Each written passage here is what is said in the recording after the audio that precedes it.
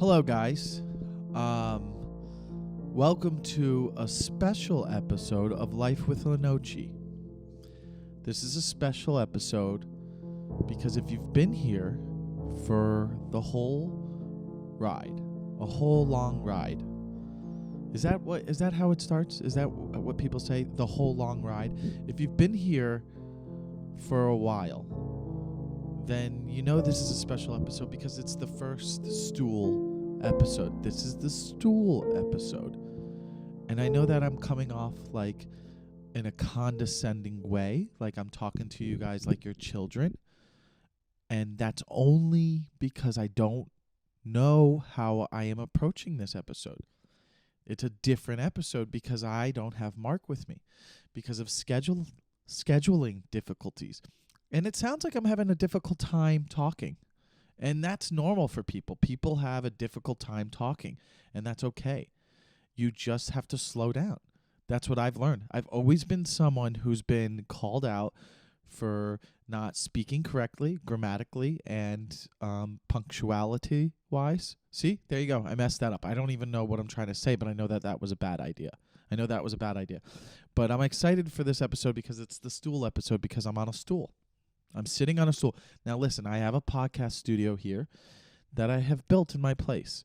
And I shoot another podcast here, Fanatical, with Michael Lenoci, where, I kind of just cover sports and I have different comedians on. And you can check that out. It's got its own YouTube page. It's different, it's for mostly guys. But, whatever. But, so, usually I shoot it in this room and I have a couple different looks I can do. But tonight I'm shooting a late night episode because scheduling difficulties. I'm always going to obviously do episodes with Mark because I need someone to bounce things off of. But I think it's going to be a different vibe here. I think this is going to be a different vibe because it feels like I'm almost on stage a little bit. So it's like a performance in a way. It's like I'm performing for a camera, which is kind of, which is all I would really need is to perform for a camera. I don't really need anyone else to be here, to be honest. I have my notes and I'll talk, but if I'm gonna get started, if I'm gonna, kind of get into this episode, it's probably gonna be a little bit more vulnerable, more real.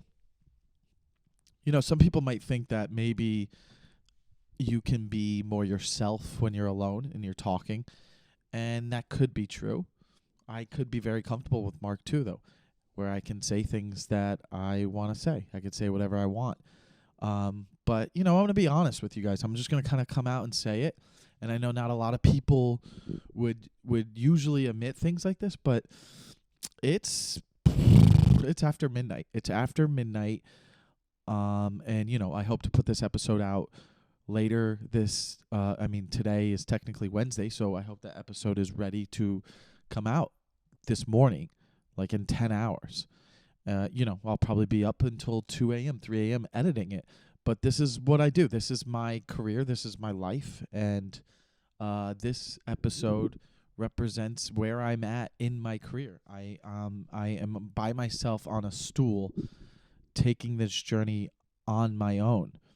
And before I get into all that deep stuff, I could just be honest with you guys up front about how it's after 12, like I was saying, and I just had I had 6 mozzarella sticks, and I dipped them in Chick-fil-A sauce, and then I had 2 chocolate chip cookies. It's 12:35 a.m. Wednesday morning. I call this Tuesday night, but either way, it's 2023. Gonna be my 39 this year, and I just had 6 mozzarella sticks and 2 chocolate chip cookies.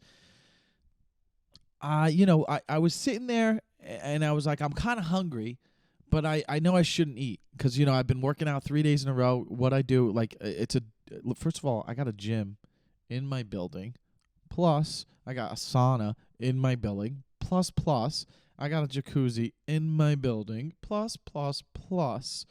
Feel really good about where I just moved. So here's the deal. With Santa Monica, I run a couple blocks, and I can go to the Santa Monica stairs. It's very beautiful. I see the sunset every day. I can't ask for anything more in life. I love where I'm at. It's great for my mind. I can run on the beach at 2 p.m. People are at work, and I'm just running on the beach being a silly man. Okay? Life's good. But then here I come home at the end of the night, and I'm like, all right, I ate pretty good, pretty well, or, whatever you want to say all day. I've been eating pretty good, well, or whatever you're supposed to say. I never get those words correct. But I'm sitting there, and then I'm like, I could probably go to bed. But then I was like, you know what? I need some energy. I need energy for the podcast because I got to do an episode. I got to do an episode, so I got to do an episode. So here I am. So here I am doing an episode with energy because of the cookies and the mozzarella sticks. Is it going to go straight to my butt? I wish. It goes straight to my stomach. It goes straight to my muffin top. It goes straight to my muffin top.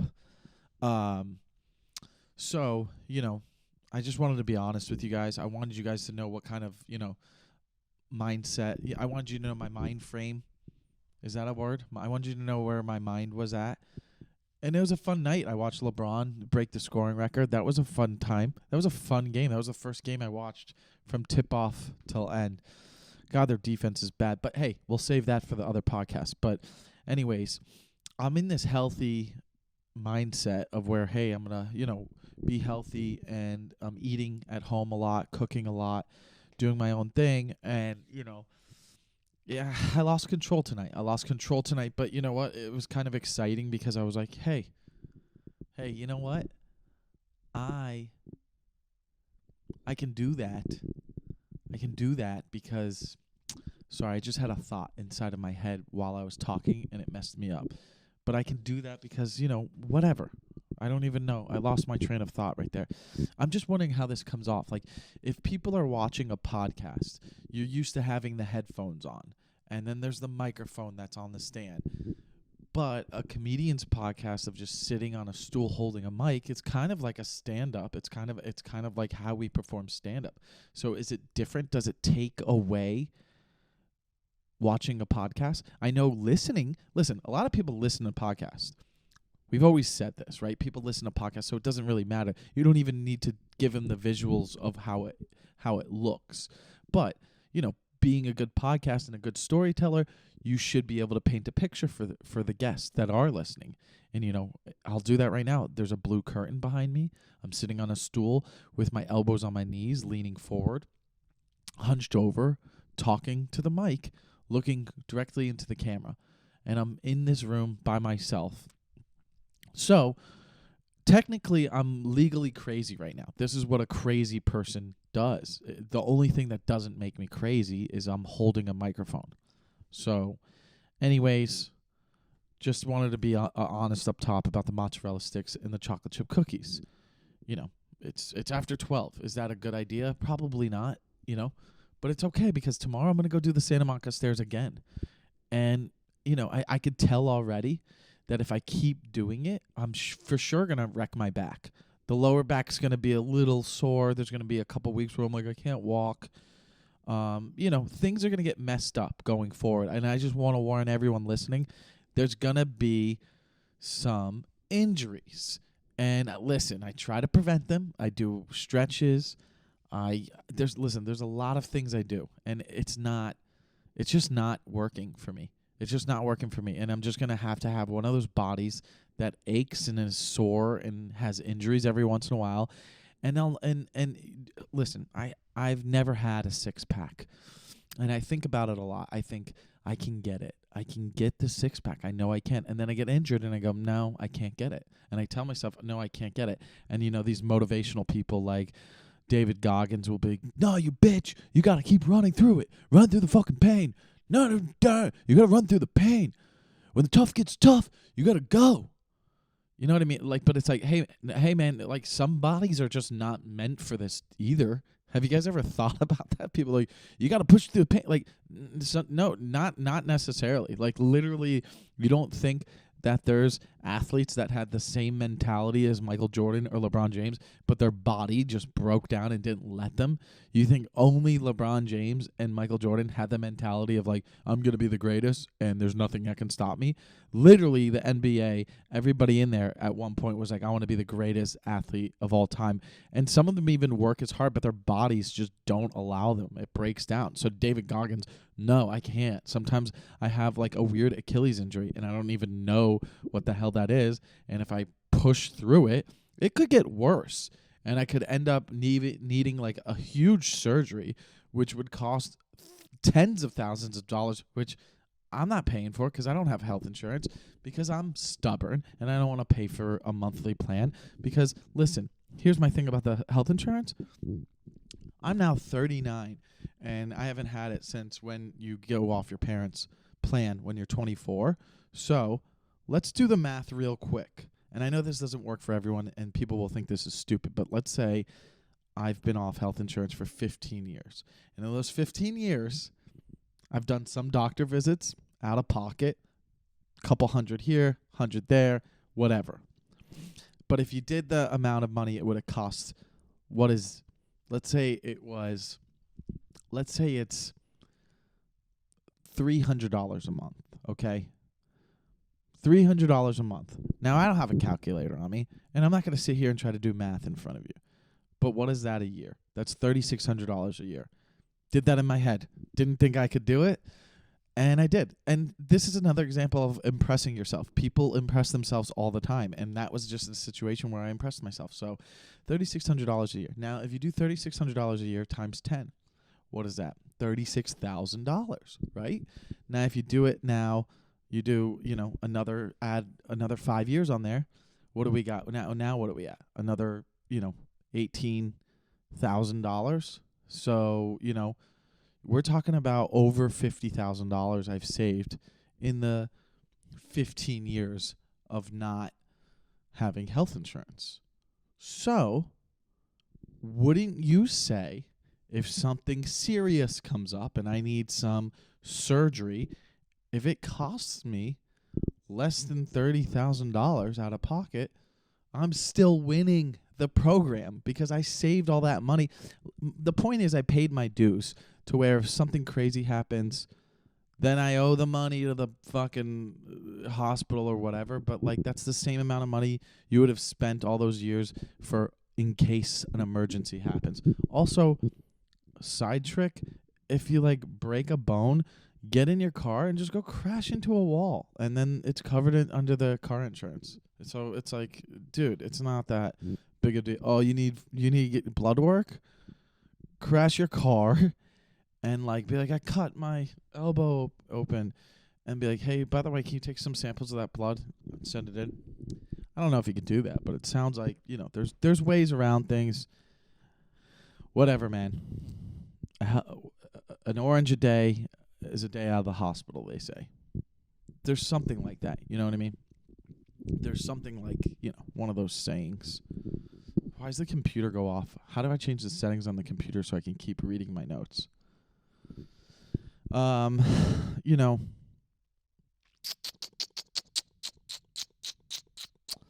was, this is what sucks when you don't have someone, because you go off track and you go off the rails and you forget what to do. And now I'm just lollygagging around. You always, here's the first note I have for us today is, and sometimes for the podcast I come up with ideas throughout the week and I jot them down in my podcast notepad, and I go, okay, I'm having a strong thought here that I think could be useful to people listening, And one thing, I was talking to a guy, I met this guy, Raul. He's a younger comic in comedy years, but he's older. He's older than me, actually. And I want to say, I met him through my buddy Jason, and he helped me deliver a dining room table today. He lived downtown. Let me make sure I actually get his name right so I have it here for us. Because you know what I just met him and I'm being bad about this, but okay. Yeah, his name's Raul Comedian. That's how I have them stored. So that's just how it's going to be, okay? If I don't know you that well, it's your name and a comedian. That's what you are in my phone, okay? So basically I feel like I'm whispering because I don't want to be too loud, even though nobody can hear me because I've built a podcast room with the little sound things. But Raul picked up I met him the other night, and I was like, will you guys help me take the roof off of my Bronco so I can fit this dining room table in it? Because then I would just have it hanging out the car. And he was like, I'll go pick it up for you. And I was like, what? I was like, no, well, yeah, pick me up. Are you sure? Like, I'll buy you, throw you gas money or I'll buy you lunch or something. But it was just very nice that he offered.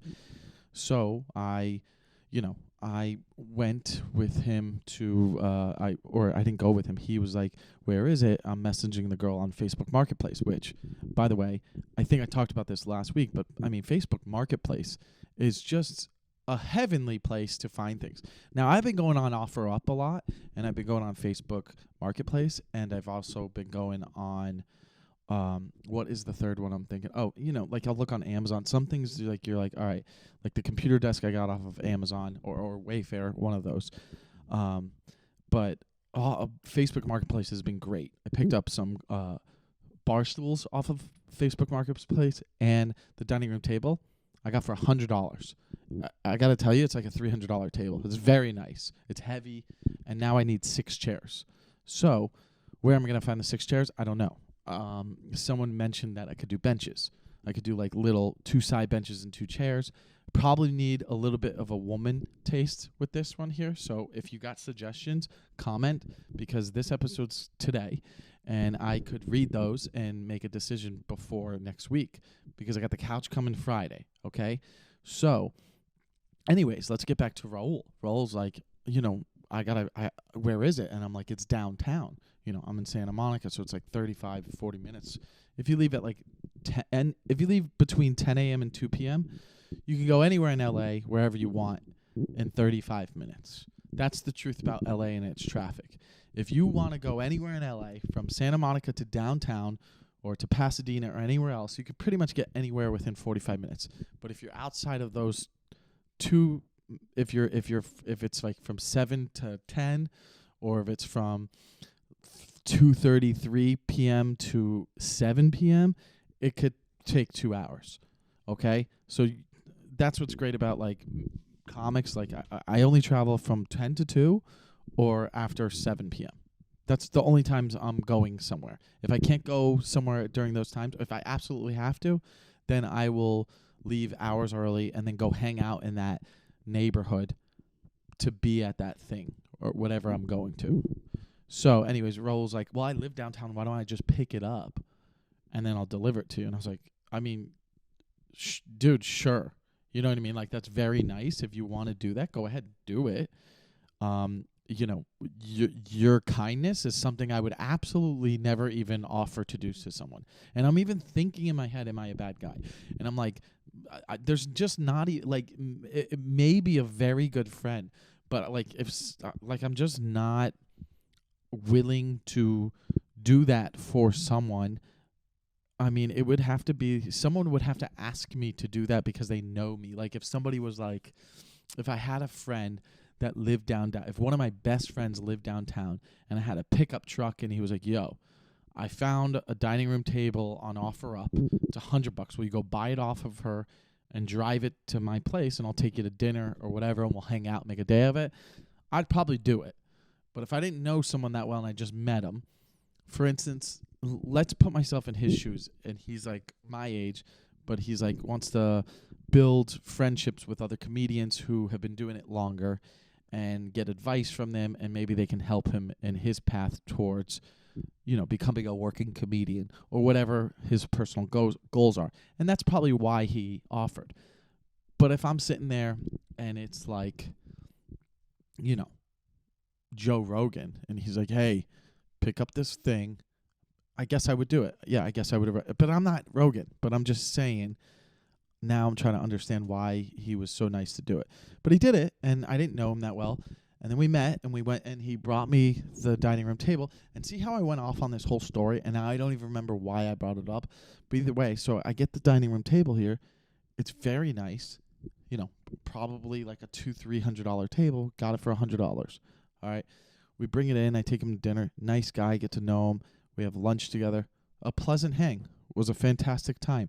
And now, anything I could ever possibly do, which isn't much for anyone because I'm on my own right now, I would do to help him. But why did I bring up the dining room table thing from Facebook Marketplace? Because of how awesome it is to get things on Facebook Marketplace. And it's a fascinating thing. Oh, so I'm hitting up the lady, pretending I'm picking it up, but then at the last second, I don't want to scare them off and be like, by the way, I'm not picking it up, my friend is, and his name's Raul, and he's coming in a truck. Like, you know what I mean? Like, I didn't want to, be sketchy because I feel like people deal with that a lot, and there's scams and shit. So I was just like, oh, hey, I'm here, but also my buddy's helping me. He's going to come get it, and da-da-da-da. It worked out fine. There was no sketchiness. Nobody got weirded out.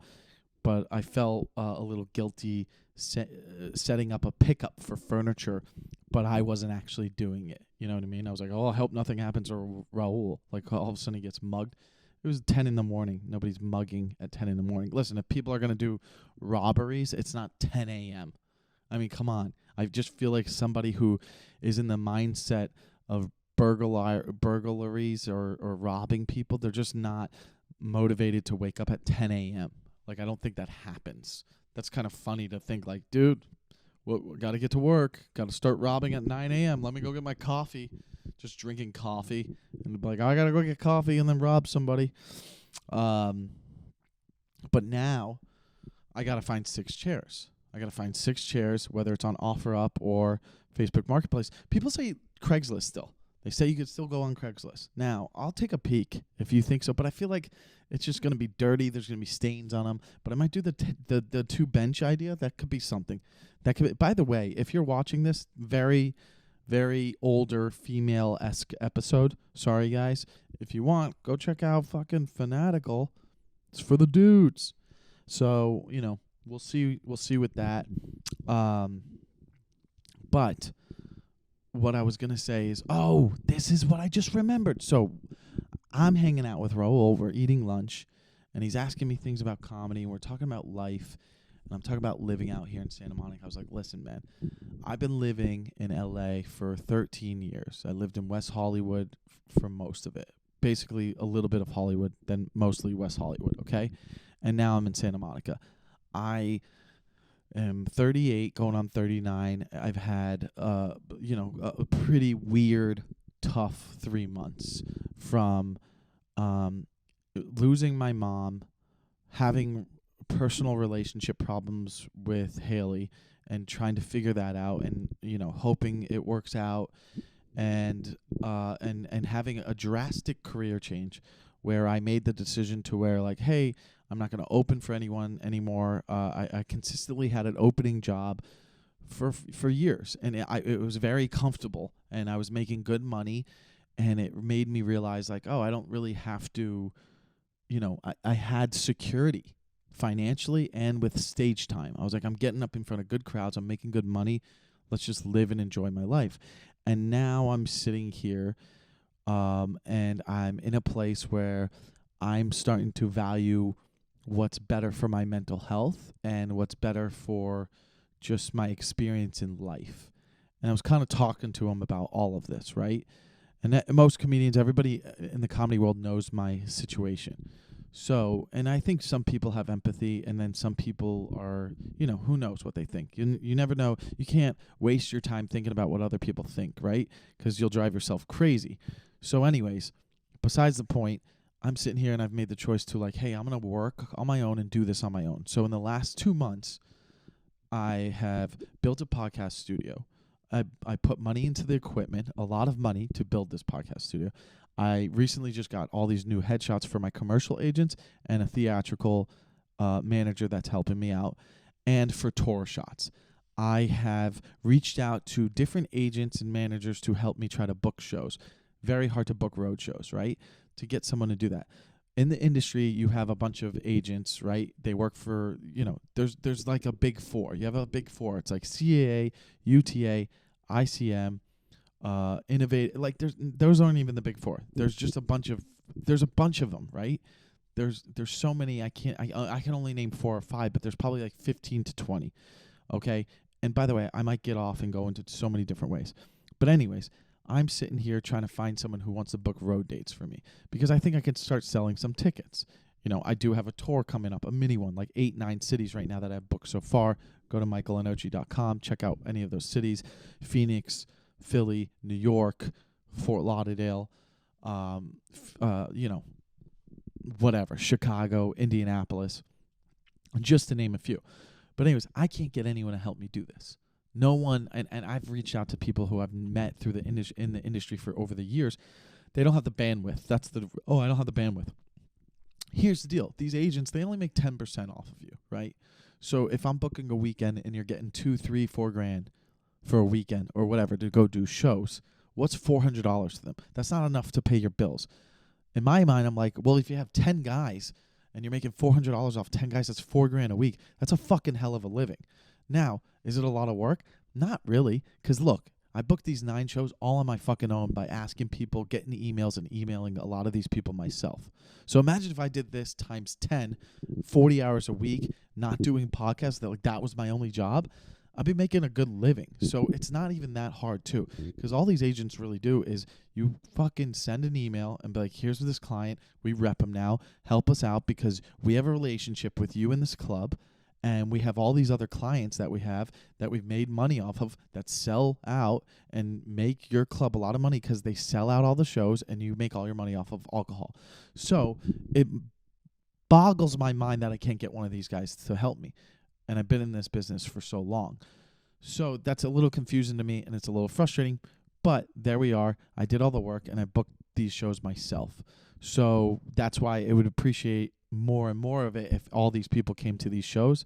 I'd cry inside, not openly, because I'd be like, I expect this and I feel like I deserve it because I put in a lot of work. So either way, I've bet on myself, put all this money into myself with these tour shots, the headshots, the commercials. I reached out to my commercial agent. I'm like, hey, let's get work. Let's get going. I want to make a little extra money on the side for commercials, make some extra money for acting shit. I don't want to be a series regular in anything, but hey, you want to put me in for a couple lines here, a couple lines there, give me a couple grand, in and out for a day or two. Let's do it just to make some extra cash on top of shooting my own content with this camera that I'm actually using for a podcast right now and posting more clips on fucking TikTok, Instagram, YouTube, whatever it is. I'm constantly going to just be putting out content. And now that I'm on my own and I'm not having the security of opening for bigger comics and having that comfortability of making money and that good stage time, I feel the burden of wanting to work non-stop. And it's a feeling I've never had in my life before. And I don't know if it's because I've made the conscious decision to be like, hey, I'm not going to work with anyone anymore. I want to be judged for my own actions and my own work. Okay? So I want to be in a safe place mentally so I'm not worried and I'm just at peace and I'm just doing my work and I'm working hard.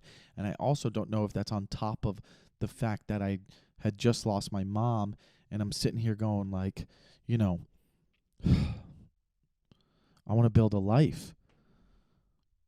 I want to build a life that, would make her proud. So, I was talking about all of this with Raul. And I'm like, bro, I'm out here in Santa Monica. I can run on the beach. I can have my dad come here. I can bring my dad to this apartment. He can stay here as long as he wants. I could sleep on the couch. I could stay with Haley or whoever, a friend or something. And I have this spot that can mentally prepare me and my dad and keep us in a safe place. So I'm kind of providing for him in a way and keeping up my promise to my mom that I'll take care of my dad. And all of this is overwhelming. But this is literally what I'm doing. It's 1 a.m. and I'm shooting a podcast called the Stool episode because I feel like I'm going to have to be doing a lot of these Stool episodes because there's going to be nights where I can't get a podcast scheduled with Mark because it's in West Hollywood and our schedules are different and I'm going to have to do it on my own on a stool. And if that's the case, then I'll do it. And I will put out an episode every week for everyone. And then I'm going to do this episode, and then tomorrow morning wake up at 9 or 10 a.m. and I'm going to have a good buddy called my good buddy Chinadu come on, and we're going to talk about the Lakers and LeBron James from last night on this sports podcast. And then I got to do that tomorrow. And then on top of that, I got to edit stuff. So it's just like I want to do it. I enjoy doing it, and I can't stop doing it. And there's just no way I'm going to stop. I'm just going to keep doing this, and it's not going to not work. So it's like going back to the whole industry shit or me booking my own shows. It's like, what the fuck are you guys doing? I'm not even trying to be a dick, but like when this shit sails, I'm not going to pick up the phone for any of these people I reached out to. I'm going to remember. I'm going to be like, okay, you think I'll continue. This is a lot of work, but I'll continue doing it. And if anything, I'd rather give the money to a younger comic or someone and teach them, hey, I've built these relationships with these clubs around the country, or this is how you do it. And just rather than having all these people I reach out to that are in the biz try helping me, and they're not helping me when you need it the most, when you feel like your back's against the wall and there's no one there to help you. On top of that, talking about the comedy community, right now, like when you start comedy, like you're friends with everyone, you meet people, and I still am. But because of my situation and who I've opened for and people I've worked with, right now I'm only friends. My friends are only friends with me behind the scenes. They come to my house and hang out and eat, not to name a few. They call me on the phone and talk. They'll meet me for coffee in Santa Monica, but yet they don't want to be posted with me. They don't want to like do any of all that shit because they're scared or it's fake Hollywood. That's what's fucking so stupid. Oh, like all these comics, they'll text me, hey, how you doing? Stuff like that. But they won't put me on their podcast right now. They won't do any of that shit. They don't want to help you in those ways. Comedy friends have kind of let me down when shit gets hard, and that's kind of sad. I mean, they'll always be your friends, but they're not your friends like your homeboys from high school and college. Like the ones whose weddings I've been to, all my friends who are married, these guys, like I could pick up the phone, they would fly me to their house tomorrow, or they would fly out here to be here for me if I really needed to.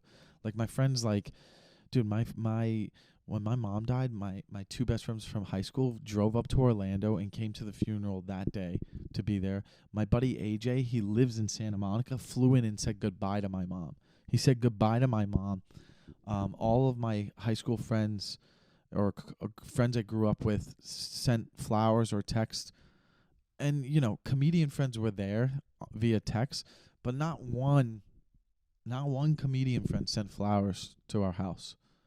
They just like text or something like that. You know what I mean? Like everybody in this industry has eye blockers on or whatever, the horse goggles things. They're just, and I can't fault them for it because we're all like that. I don't know who's going through some shit that I didn't reach out and check on them, but it's just funny how many people don't pick up the phone to call and check on your buddy when I've had like the hardest 3 months of my life.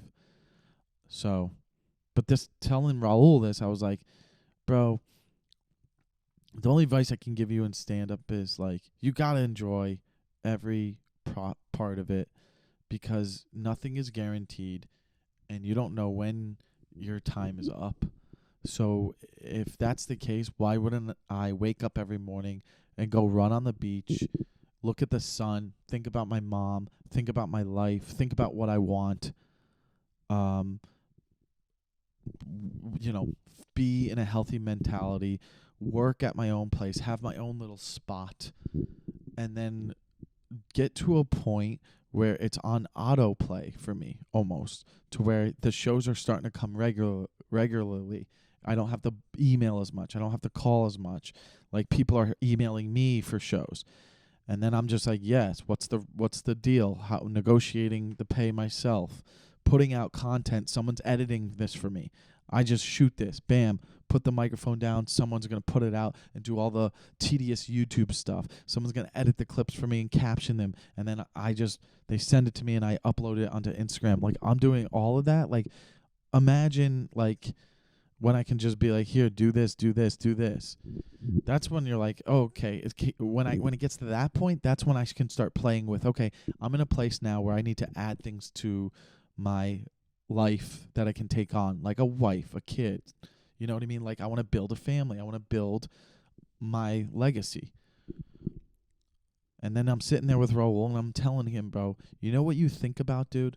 I'm 38. You know what I think about? And this is for everyone listening. And I'll leave you guys with this. This is what you think about, man. And you guys can all agree on this. Think about this right now. When you think back on your life, however old you are, give me 5 things right now off the top of your head that are like great memories. What are they?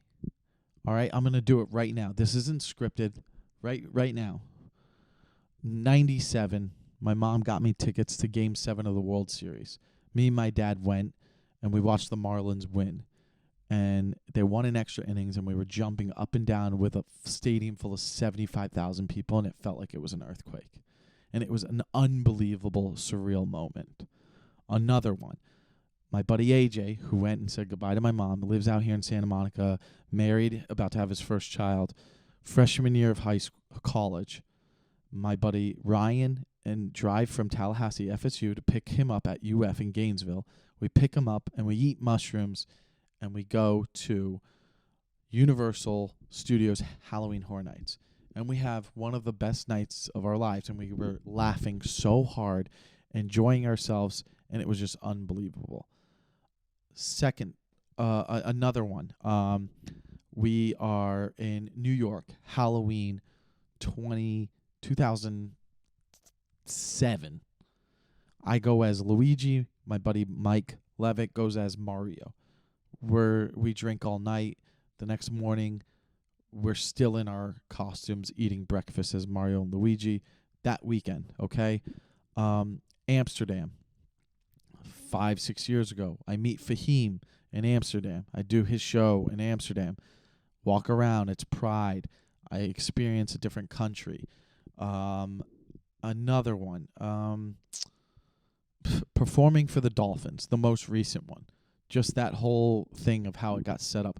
Do you see what I'm saying? The point is, I'm naming things that I'll think about and cherish forever. And that's what sits with me.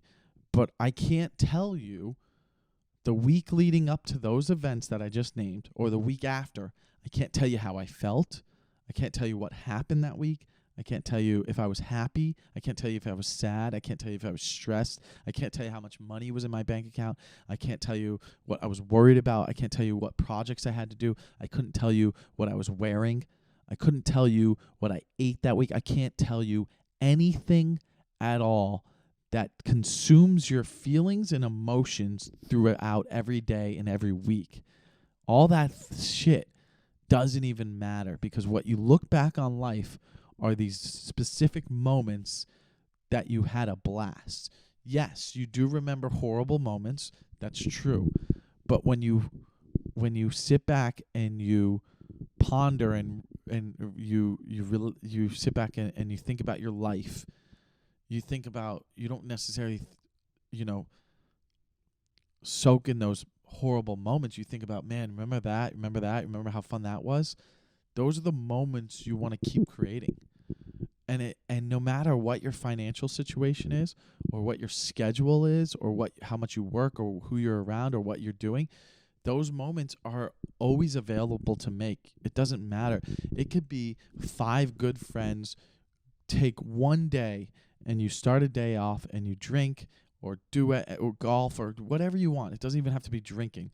I don't want to bring like drugs and everything, but like you just spend time together and it's like a fun day that is memorable.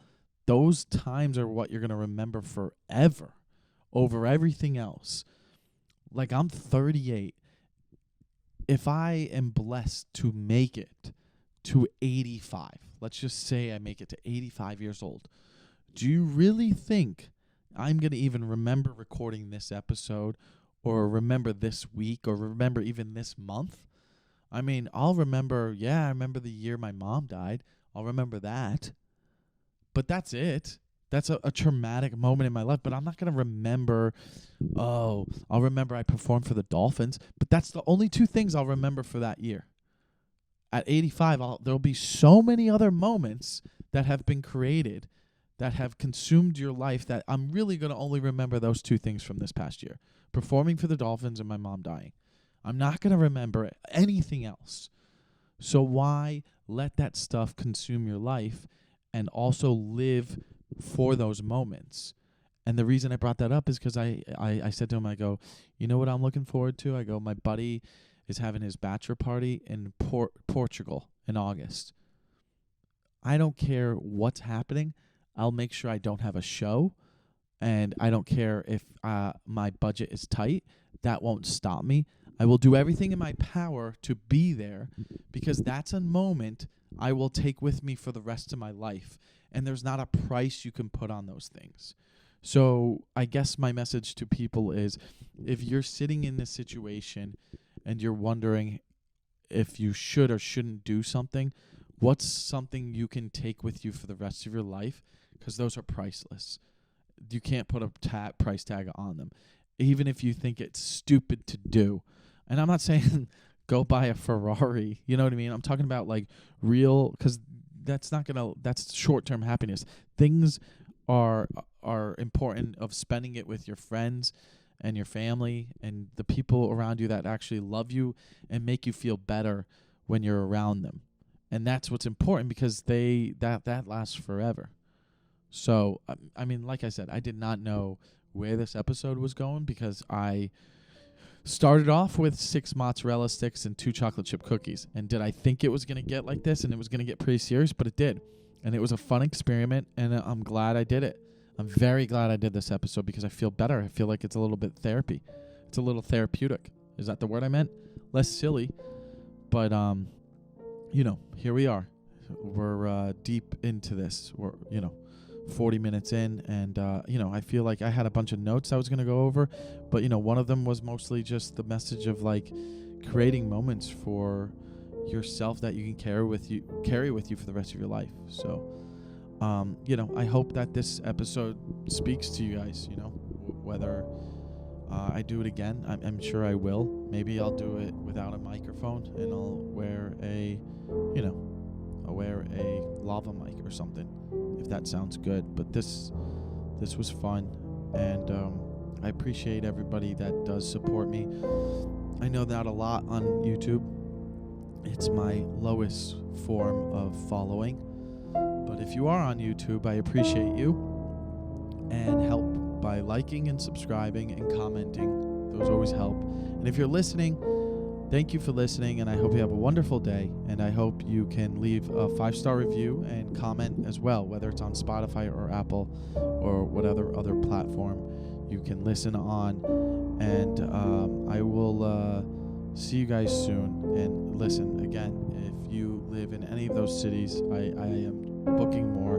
But again, Fort Lauderdale, Indianapolis, Philadelphia, New York, Chicago, Phoenix, and Springfield, Massachusetts. I forgot about that, which I know isn't close to Boston, but I take what I get, and hopefully I can book something else around there. Trying to do DC, trying to do Cincinnati. I saw somebody write Cincinnati. Trying to do Dallas, trying to do Austin, trying to do Orlando. But, and it's funny, I've told people Fort Lauderdale's going quick. I mean, I think we have over 30 tickets sold, and that show's not till May. And that's why I'm like, what are these people doing? Like, I'm going to sell this show out. And, whatever. It is what it is, man. That stuff's out of my control, and that's another reminder of, listen, you can't control things. You can't worry about them. So, I'll see you guys next week. Thank you for watching. Goodbye.